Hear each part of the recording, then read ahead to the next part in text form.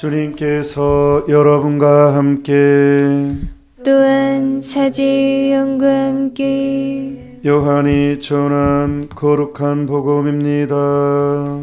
주님 영광 받으소서. 이 말씀을 들은 군중 가운데 어떤 이들은 저분은 참으로 그 예언자시다 하고 어떤 이들은 저분은 메시아시다 하였다. 그러나 이렇게 말하는 이들도 있었다. 메시아가 갈릴레아에서 나올 리가 없지 않는가? 성경의 메시아는 다윗의 후손 가운데에서 그리고 다윗이 살았던 베들레헴에서 나온다고 하지 않았는가? 이렇게 군중 가운데에서 예수님 때문에 논란이 일어났다. 그들 가운데 몇몇은 예수님을 잡으려고 하였지만 그분께 손을 대는 자는 아무도 없었다.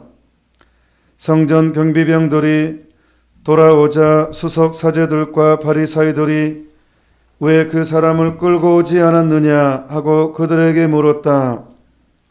그분처럼 말하는 사람은 지금까지 하나도 없었습니다 하고 성전 경비병들이 대답하자 바리사이들이 그들에게 말하였다.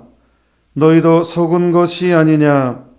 최고의 의원들이나 바리사이들 가운데에서 누가 그를 믿더냐? 율법을 모르는 저 군중은 저주받은 자들이다. 그들 가운데 한 사람으로 전에 예수님을 찾아왔던 니코데모가 그들에게 말하였다. 우리 율법에는 먼저 본인의 말을 들어보고 또 그가 하는 일을 알아보고 난 뒤에야 그 사람을 심판하게 되어 있지 않습니까? 그러자 그들이 니코데모에게 대답하였다. 당신도 갈릴레아 출신이라는 말이요. 성경을 보시오. 성경을 연구해 보시오. 갈릴레아에서는 예언자가 나지 않소.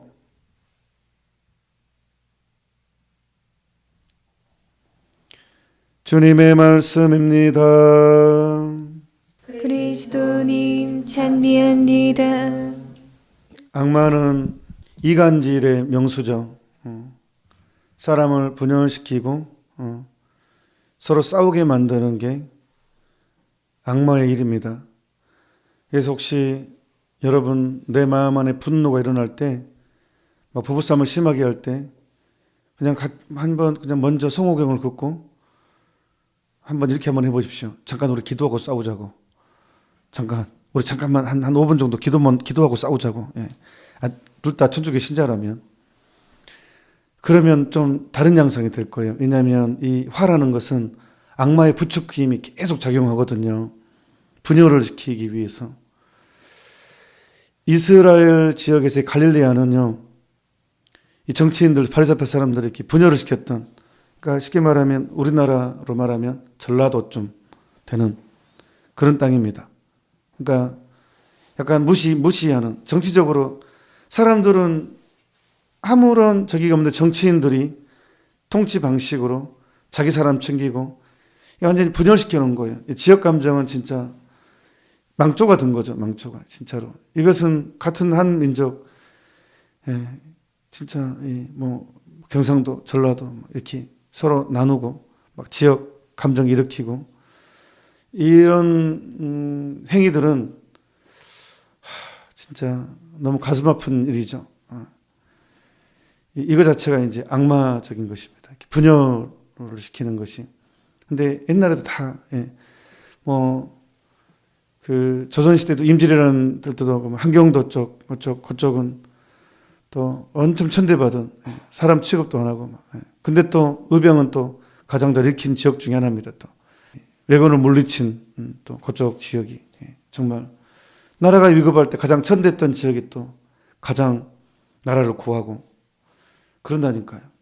하여튼 이 분열은 그런 어떤 지역을 멸시하는 것은 하느님한테 온 것이 절대로 아닙니다. 절대로 그럴 수가 없습니다.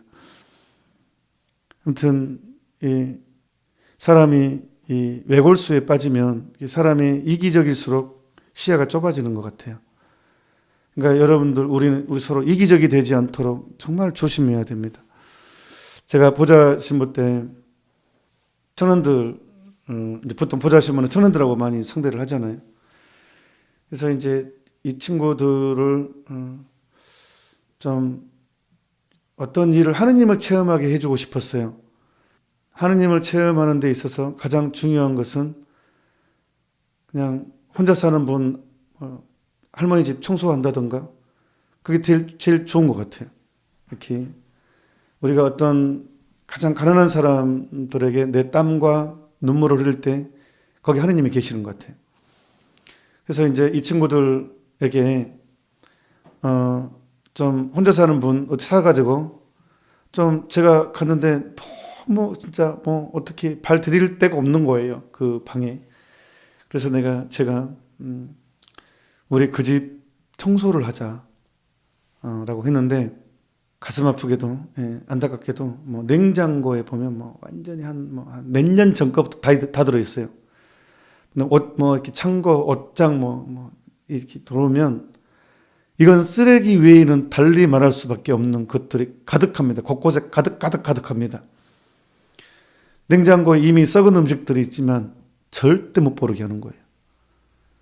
뭐 벽도 좀 어디 벽지 좀 새로 해주고 싶어서 벽지를 새로 이제 너무 때국물이 쭉쭉 흐르니까 이렇게 해주고 싶은데 절대 손도 못 대게 하는 거예요.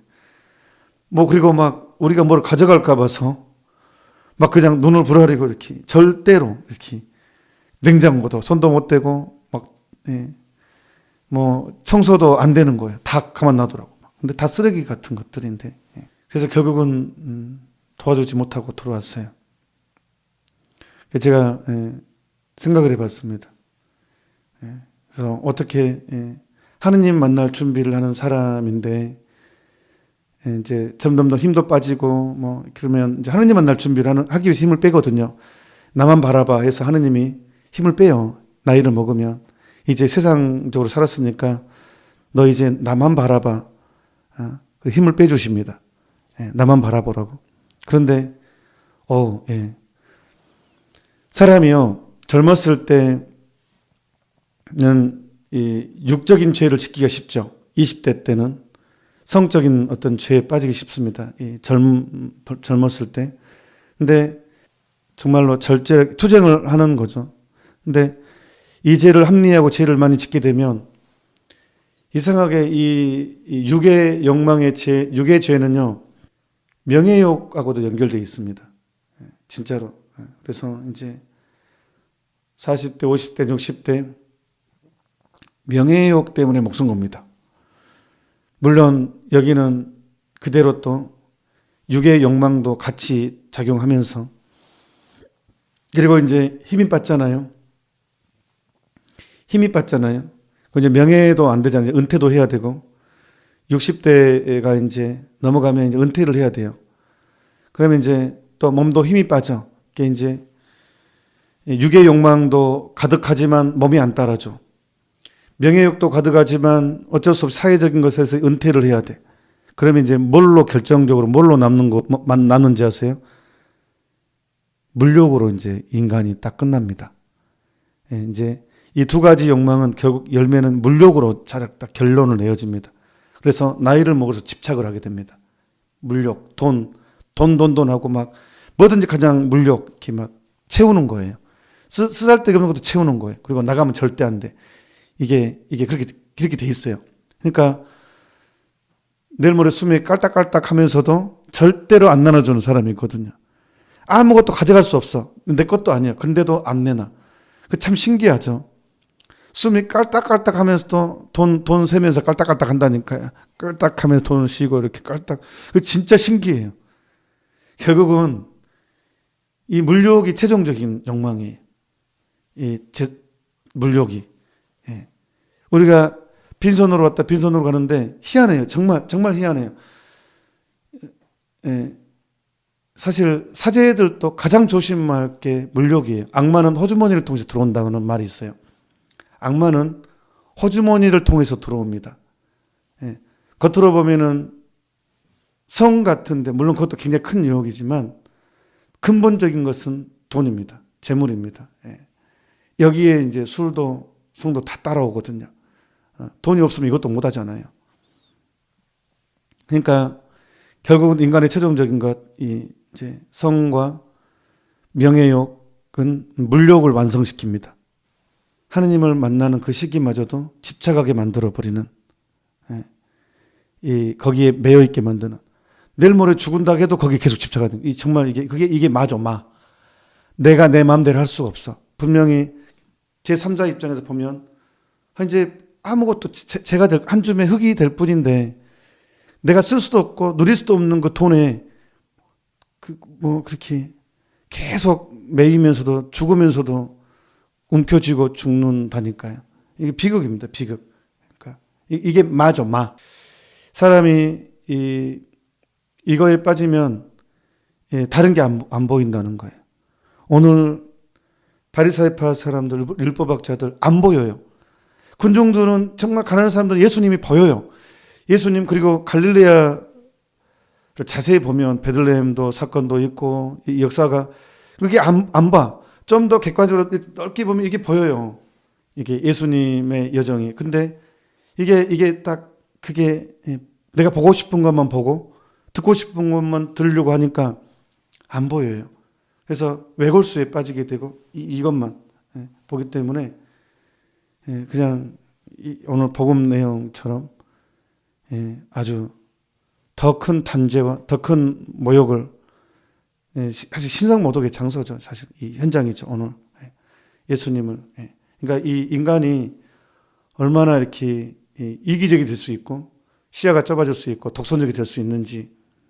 나를 놔준 분을 죽이려고 달려들잖아요. 세상을 창조하신, 아무리 그분이 설명을 하고 보여줘도 절대로 그걸 안 보고 내가 보고 싶은 것만 보잖아요. 그러니까 이 자체로 이 바리사이파 사람 율법학자들의 삶이 이미 젊었을 때부터 성적인 욕망에 많이 빠져 있었을 것이고 명예욕에 쩔어 있을 것이고 결국은 집착에, 물욕에 대한 이 집착이 굉장히 심했을 것이다라는 게 이제 우리가 예상이 되는 부분이에요. 이렇게 보면 우리 인생살이에도 보면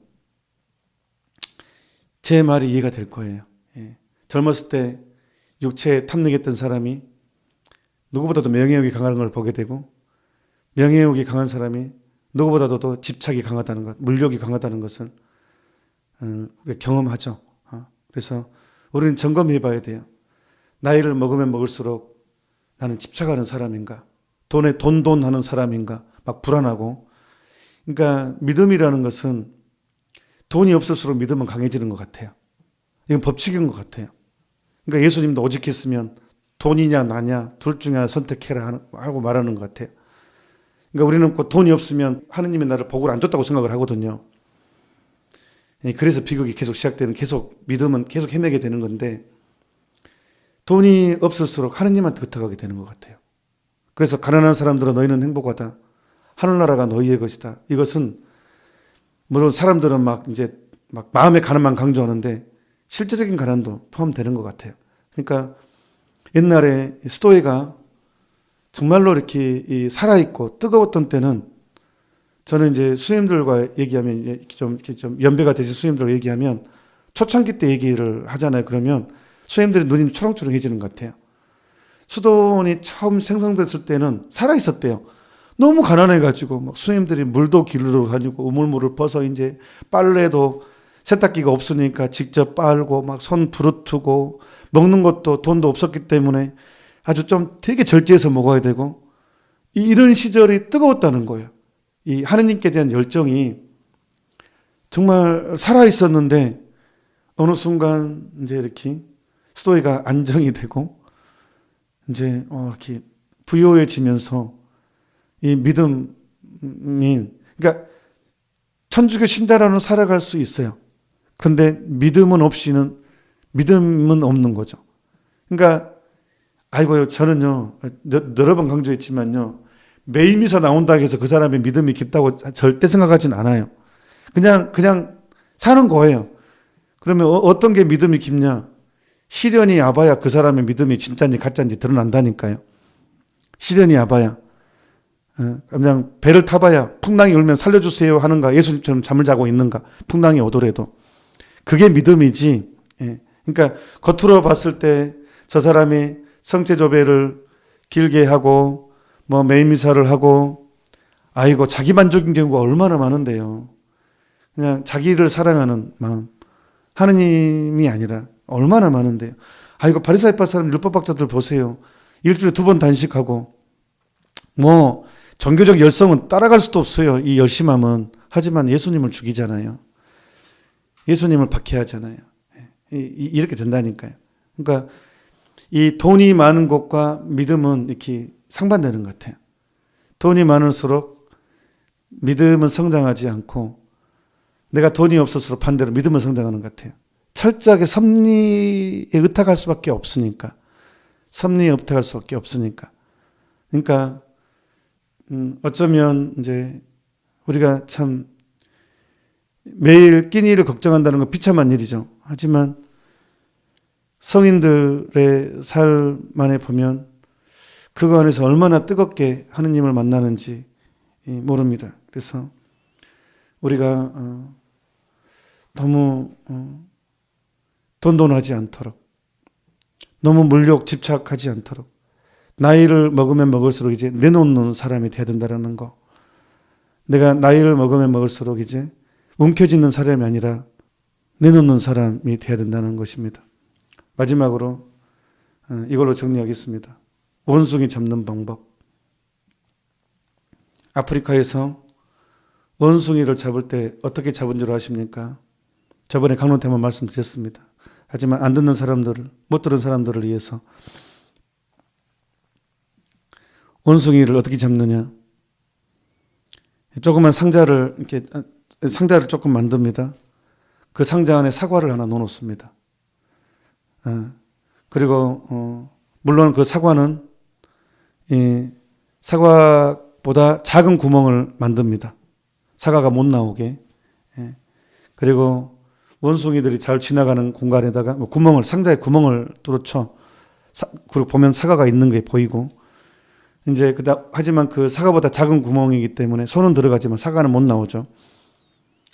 그래서 이제 그 원숭이 지나가는 자리에 놔두면 원숭이가 와서 보고 사과를 보죠. 그리고 이제 손을 넣어서 사과를 집습니다. 그때 이제 원숭이 잡으러 가면 됩니다. 왜? 원숭이는 사과에 대한 욕심 때문에 사과를 절대 못 놔요. 못 놓고 사과를 들고 상자를 들고 도망갑니다. 욕심 때문에. 그러니까 잡히죠. 그 정도야 뭐 잡는 건 일도 아니죠. 그냥 놓으면 도망갈 수 있어요. 쉽게. 절대 못 잡죠. 빨라서. 하지만 사과를 움켜쥐고 있기 때문에 상자까지 들고 절대 욕심 때문에 사과를 못 놔요. 그래서 원숭이를 잡습니다. 마귀도 우리한테 그렇게 행동하는 것 같아요. 움켜쥐게 만들어서 절대로 못 놓게. 정말 내가 곧 죽음이 와도 절대로 못 놓죠. 그게 멸망이 와도 안 놓습니다. 그래서 다인이 진화론을 강조한 것은 이것 보고 진화론을 얘기하지 않았을까. 원숭이하고 똑같다. 생물학적인 차원이 아니라 영적인 차원에서 똑같다. 원숭이하고 절대 안 놓는다. 뭐 이것 때문에 다인의 진화론은 이 생물학적이 아니라 영적인 것이 아닌 것이. 그러니까 그 우리가 다인을 재해석해야 되지 않을까. 뭐 이런 생각이 듭니다. 우리 하느님을 믿는 우리는 제발 놉시다. 저부터. 아니 신부들이 제일 무서워해야 될 말이 그 말이거든요. 악마는 호주머니를 통해서 들어온다. 안락하면서부터 뜨거움은 사라집니다. 잠시 묵상합시다. 강복 전에 공지상 월요일날 돌아오는 월요일날 신앙 특강 있습니다. 사순 특강. 월요일 저녁 7시 40분에 목주기도하고 8시 반에 시작합니다. 우리 신앙생활에 실제적인 도움이 되는 것들에 대해서 이렇게 이야기를 나눌 생각입니다. 많이 홍보해 주시고 또 초대 함께 했으면 좋겠습니다. 강복 드리겠습니다. 주님께서 여러분과 함께 또한 사제의 영과 함께 전능하신 천주 성부와 성자와 성령께서는 이 미사에 함께한 이들에게 강복하소서. 아멘. 미사가 끝났으니 가서 복음을 전합시다. 하느님 감사합니다.